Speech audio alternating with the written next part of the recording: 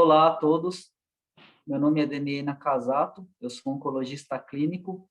Hoje eu vou falar com vocês no simpósio Interligas sobre tabagismo e câncer. Agradeço o convite da Universidade Federal de Jataí. Primeiramente, esse é um desenho muito bonito, na verdade uma pintura de Van Gogh, né? Uma caveira fumando, né? Eu acho que isso é bem emblemático da nossa aula.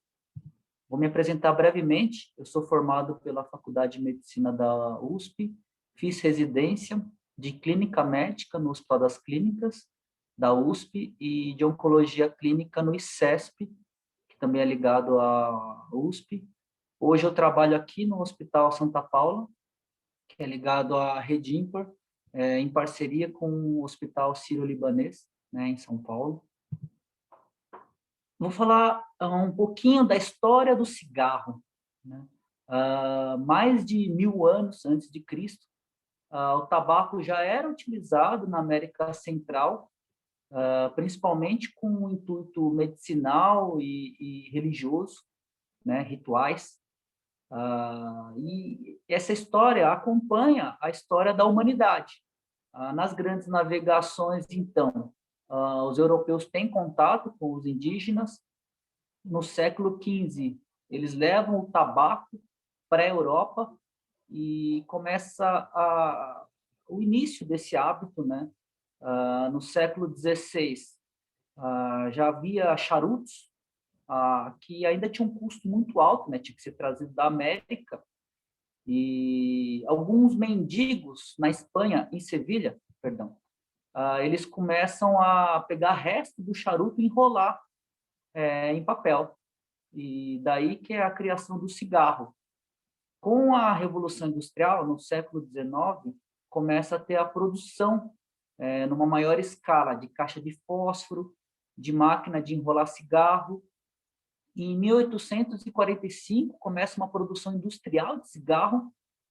Ironicamente, é uma empresa estatal francesa que dissemina o fumo pelo planeta. E isso foi muito popular. Na Primeira Guerra Mundial, os cigarros eram distribuídos para os soldados, né? Nessa foto, são soldados no fronte. A Primeira Guerra foi uma guerra muito de trincheiras e os soldados ficavam fumando. Assim que a guerra acabou, o exército retornou para os países já com os jovens fumando. Então, era um símbolo de liberdade, de juventude. O cigarro é muito importante na história do Brasil também, inclusive está presente aqui no Brasil da República, né? Nós temos folhas de café e folhas de tabaco. E só nos anos 50, num estudo que eu vou mostrar, que começaram a ver uma associação do tabagismo com câncer de pulmão. E essa história, ela tem uma intersecção com a história da oncologia. Na história das doenças, nunca houve um Deus para o câncer, diferente de outras doenças que acometiam a humanidade há muito mais tempo. A população, né, as pessoas não viviam, entre aspas, tempo suficiente para desenvolver um câncer. A expectativa de vida era muito mais baixa, por uma série de condições.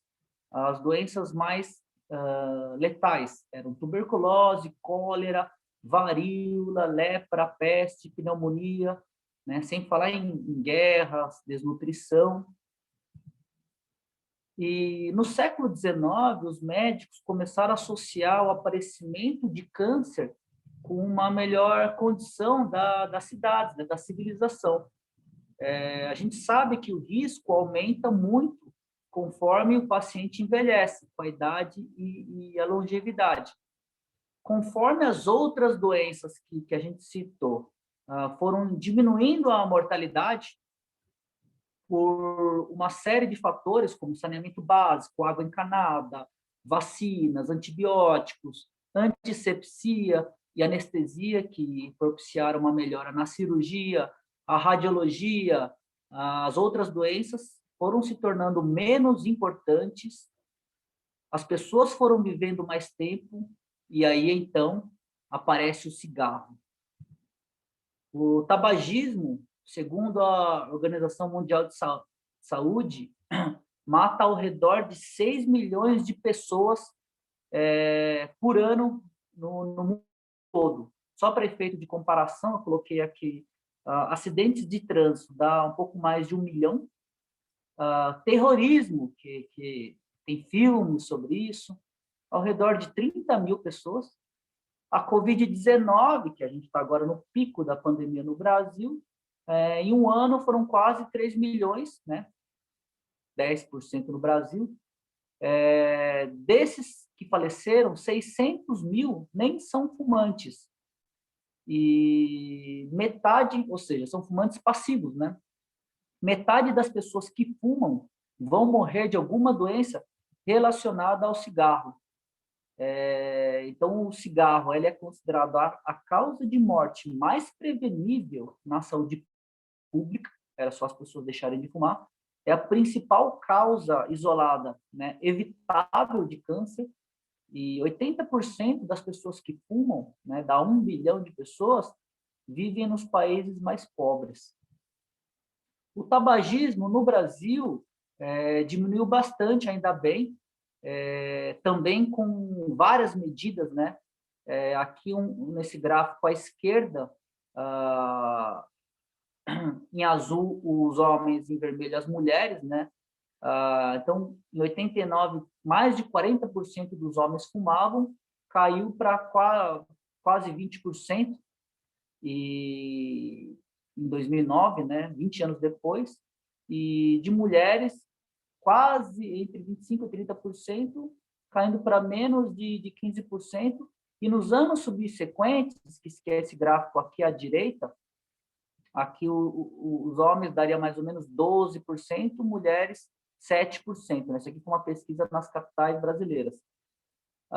Quais foram as medidas? Imposto, restrição de propaganda, eu vou falar disso nos próximos slides, leis, né, aumento de preço, né, isso diminui, tentar diminuir o acesso dos jovens ao cigarro, aquelas propagandas atrás do maço também eu vou mostrar, proibição de fumar, por exemplo, em hospitais, em lugares fechados. Isso vocês não pegaram, mas antigamente as pessoas fumavam dentro inclusive de faculdades, fumavam dentro de balada, bar, né? Isso foi ficando restrito. O cigarro tem milhares de componentes químicos, um negocinho pequenininho, e mais de 50 são cancerígenos. A nicotina, que é o elemento que é mais viciante, e essa adição é comparável à cocaína e heroína. Da tragada até o cérebro, uma velocidade de poucos segundos, isso é disseminado.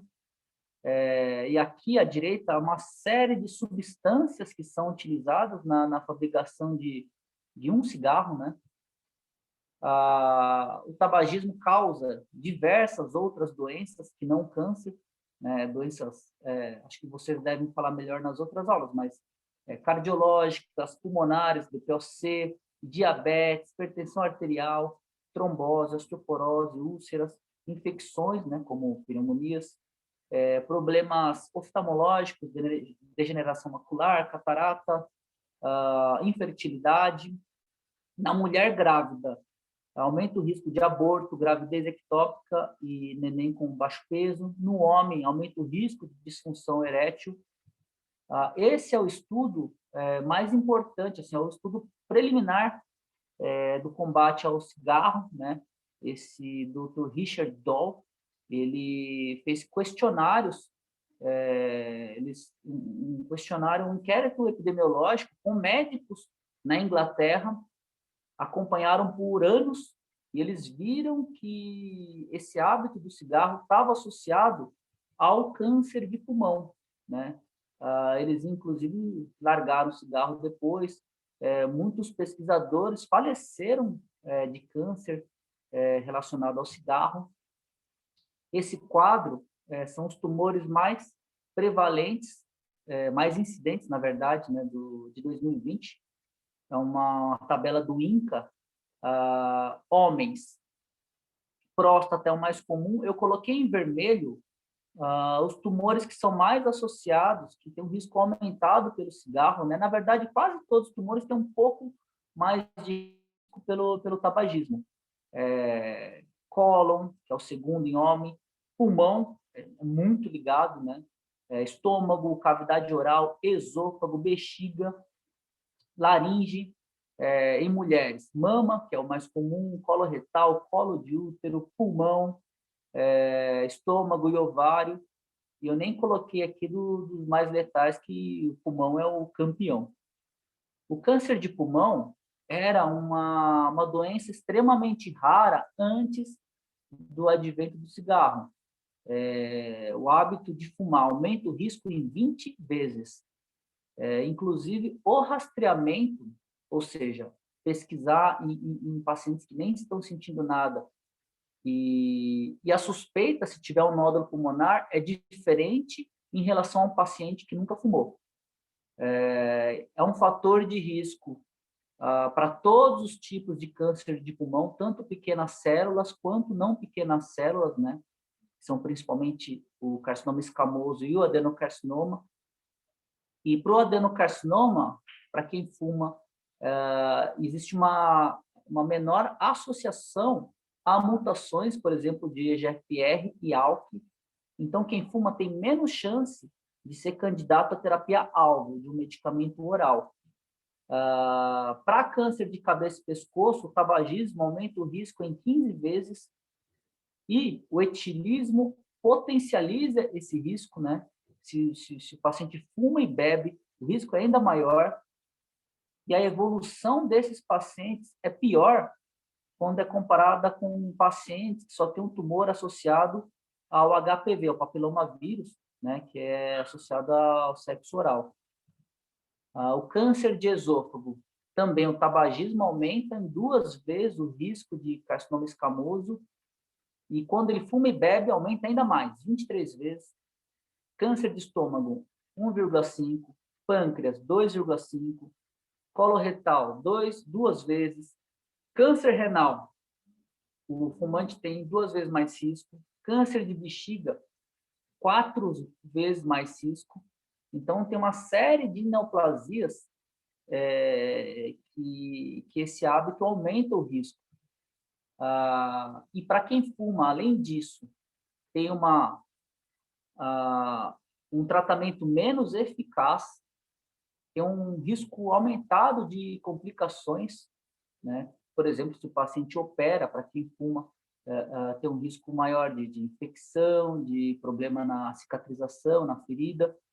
Quem fuma tem maior risco de recorrência, ou seja, do câncer voltar, e um risco maior de apresentar outro câncer, né? Por exemplo, quem tem um câncer de cabeça e pescoço, muitas vezes a gente faz uma endoscopia até para procurar um outro câncer associado, um câncer de esôfago, por exemplo. A gente faz o estadiamento do tórax. Muitas vezes a gente fica até na dúvida se é uma metástase ou um outro tumor, se você acha, por exemplo, um nódulo no pulmão. E tem um risco maior de outras doenças que foram citadas. Conforme houve uma guerra política e jurídica, né, em tribunais mesmo, para diminuir a frequência de fumantes na população americana, né, isso se arrastou por décadas, inclusive com informação, contra-informação, estudos falsos. É parecido com o que está acontecendo com a Covid, né?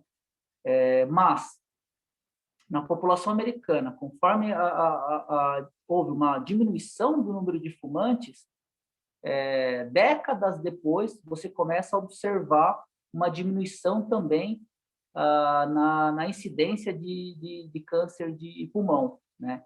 Isso foi mais acentuado nos homens, né? Afinal, Os homens começaram a fumar antes das mulheres, nos Estados Unidos e em todo o mundo. A propaganda da indústria do tabaco foi sempre muito forte, né? Isso acho que vocês não pegaram tanto, mas nos anos 80 as propagandas eram maravilhosas, né? Do Marlboro com cowboy, né? Mostrando uma liberdade, um homem independente, seguro. Hollywood tocava música, pessoal surfando, andando de asa delta, o carro do maior atleta da Fórmula 1 tinha Marlboro escrito na McLaren, do Ayrton Senna, tinha até cigarro de chocolate. Eles viram que as mulheres entraram no mercado de trabalho, começaram a colocar atrizes fumando, né? Aqui a Audrey Hepburn, a Uma Thurman, né? Isso também aumentou o número de mulheres fumantes. E agora existe a antipropaganda, né? Atrás de todo maço, na padaria eles tentam esconder, mas tem uma série de informações sobre o risco de cigarro, né? Tanto, e são imagens chocantes, né? De problema para criança, aumento do risco de gangrena, de infarto, de câncer, perda de familiares, impotência sexual, né? Problema estético, isso aí é bem impactante. Algumas medidas que eles tomaram foi tentar reduzir ou banir a propaganda do cigarro, aumentar o imposto, em vários estudos, aumentando o preço do cigarro, se diminui o número de fumantes num país, tentar impedir a entrada e a venda ilegal, né, são os cigarros por tráfico, monitorar o tabagismo, ou seja, saber quanto da população está fumando, quanto está sendo gasto com isso. Existem tratamentos, tanto de terapia quanto farmacológicos, para deixar de fumar, né, de reposição de nicotina, antidepressivos. A pessoa que fuma tem um custo muito alto, né, o custo médio, eu fiz um cálculo, isso foi ano passado, dá R$200 a R$400 por mês, dependendo do ganho do fumante, isso é uma boa parte da renda. Em 20 anos, um custo de 50 a 100 mil, isso se a pessoa não tiver nenhuma doença relacionada. Porque se a pessoa fica doente, o gasto é muito maior. Se for contar remédios, ida em médico, exame, enfim. Como mensagens finais, o tabagismo ele está muito associado a diversos tipos de câncer e outras doenças. As histórias do tabagismo e da oncologia e da medicina estão entrelaçadas, né? Como eu falei. Essa frase eu acho muito importante. Eles consideram que o cigarro é o artefato mais mortal já criado pelo homem, né? Ainda existem mais de 1 bilhão de fumantes no mundo e um aumento na Ásia, né? Apesar de uma redução no Brasil. Aliás, no Brasil, é um dos países, comparado com os grandes países, em que menos se fuma, né? Tem regiões do Norte e Nordeste que a prevalência é ainda menor de fumantes, mas aqui ainda temos 20 milhões de fumantes. Então, como recado para os alunos de medicina, a gente, apesar da grande maioria dos jovens hoje não fumarem, nós ainda vamos ter muitos problemas de doenças relacionadas ao cigarro, tanto de câncer quanto de doença cardíaca, doença pulmonar, né? Essas pessoas esses adultos que fumam agora vão envelhecer e vão se tornar pacientes, inevitavelmente. Nós tivemos, graças a Deus, avanços em leis e na terapia.